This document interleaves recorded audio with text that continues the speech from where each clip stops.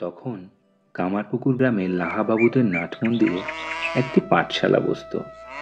বাবা ক্ষুদিরাম চট্টোপাধ্যায় তার 5 বছরের ছোট্ট গদাধরকে সেখানে ভর্তি করে দিলেন একদিন।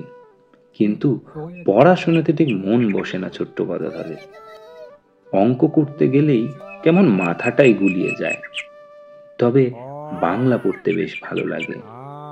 ব্রাহ্মণের ছেলে, ছোটবেলা থেকেই মুখে মুখে শুনে নানা দেবদেবীর মন্ত্র শিখে গিয়েছে সে। একটু বড় হতে সুর করে রামায়ণ পড়া শুরু করলো। বয়স আরও একটু বাড়ার পর গলার সুর, বলার ধরন সকলের মন ছুঁয়ে যেতে শুরু করলো। ভিড় জমে যেত মধুযোগীদের বাড়িতে। এমনই একদিন রামায়ণ পাঠ করছিল গদাধর। গ্রামের বৃদ্ধ বৃদ্ধা এবং বিশিষ্ট জনেরা খুব মন দিয়ে শুনছে। পাশে একটা মস্ত আম গাছ, আর তার উপর বসে আছে একটি হনুমান।